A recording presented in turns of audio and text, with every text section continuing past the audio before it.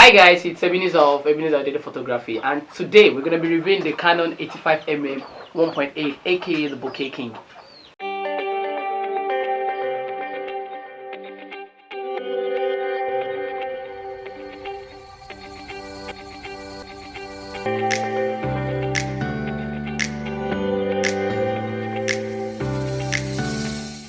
First thing I would like to talk about this lens is it has aperture blades. I mean, it has like 9 or 8 aperture blades, and what aperture blades really do is the more the aperture blades you have on your lens, the better the bokeh will be. So it gives me this nice round bokeh that is very smooth and nice. And then this 85mm lens, another thing you'd like to know is that it becomes a 136mm lens on a crop sensor camera. Right now I'm using the Canon L, which is a crop sensor camera, so which means I have this range of lens that is really cool. Like I have the 136mm, and it's just so cool. And with this lens, it gives this compression that is so good. Unlike the 50mm, well, you can still get away with the 50mm when you're shooting portraits. The general rule is, if you're shooting portraits, you want to use something like the 70mm upwards. But this really gives something really nice, and it gives this compression on the face. There's no distorted nose like when you're using the 35mm or 50mm. There's this compression that it gives, and I really like it. And then it has an aperture of 1.8. that means this lens open really wide, so you can see that's a very wide opening in the lens, and it's really cool.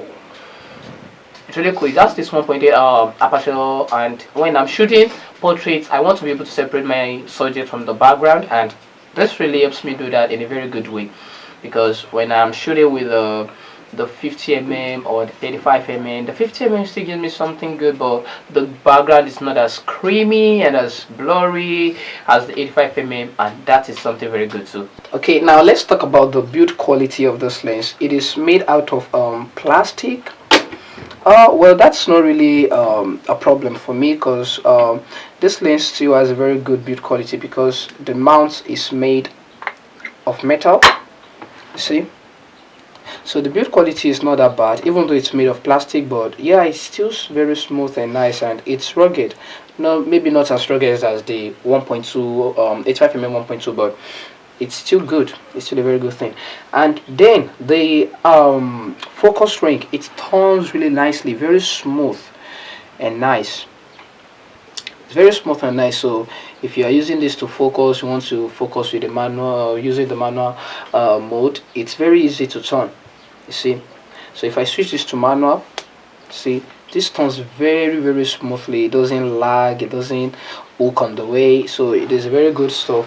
And it has this very clean glass. See, it's very clean and sharp and nice. Also, when it comes to weather sealing, this lens is not weather sealed, so you might want to be careful if you're shooting. And well, it can still take a little downpour, but when the rain is getting too much, please leave. You don't want to damage your lens, do you? So this lens is not weather sealed. It's not something you want to be using in extreme rain conditions. And the price of this lens, it comes at a very good price, though. I think it's around $400 or less on Amazon, and I will leave a link in the description down below where you can buy it, and I can get it on Jumia also. So I think that's all there is there to know about this lens. So in the next section, I'll show you an image where I'll talk about the corner to corner sharpness of this lens. I mean, from the foreground to the background, this image is sharp, and I'll show you the contrast and the sweet spot. And the sweet spot for this lens is around 4.0, and I will show you how that works in the next session when I'm showing you the image that I took with this lens. So let's go to the next section.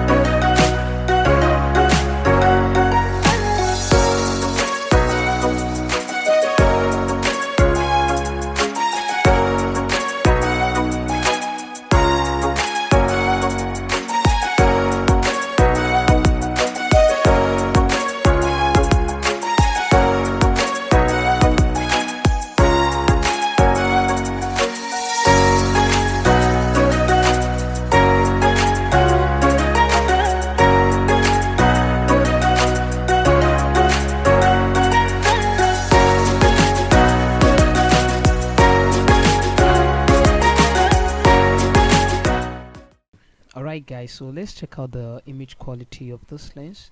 So this is an image that I shot at f1.8. I used the Canon 750D, which is a cropped sensor camera.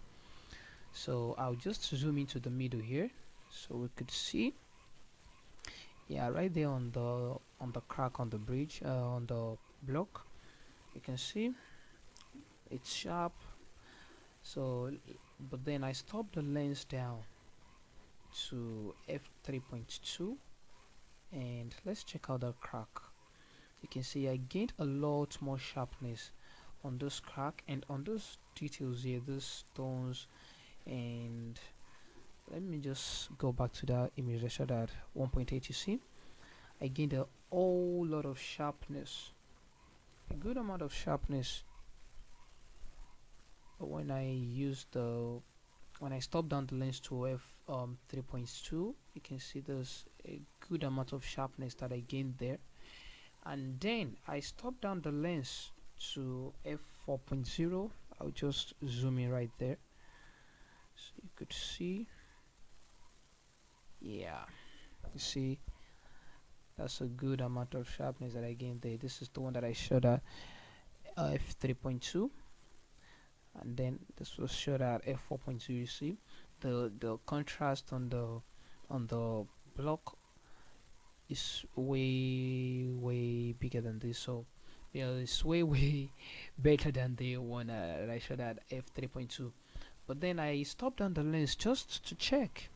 I stopped down the lens to f 5.6, and then let me zoom in and let's see what we have.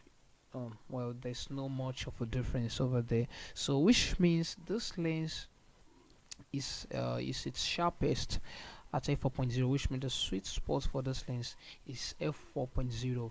Now let me just check for the corners, the corner to corner sharpness of this lens.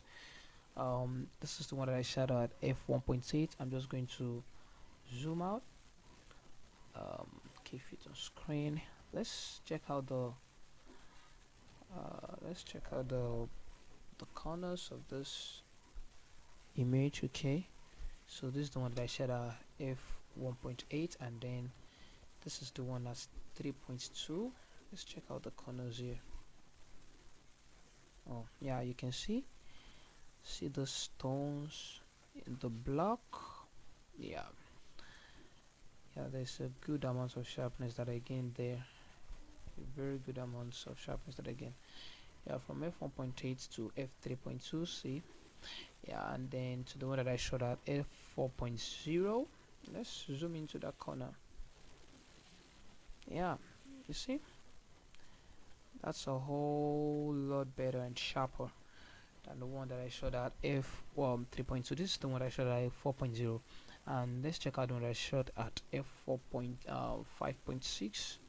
excuse me. Yeah, you can see there's not much of a difference at f5.6, so it still remains that the sweet spot for this Canon 85mm 1.8 is f4.0.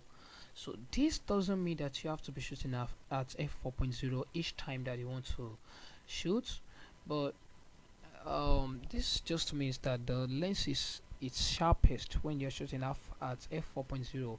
but even at 1.8, this lens is really sharp, and that is why I did that little video before we get to this section where I was shooting that model. And yeah, all the images I shot that I showed you in the video, they were shot at f1.8. The 3 images that I showed you, they were shot at f1.8, just for you to know that this lens is really sharp at f1.8.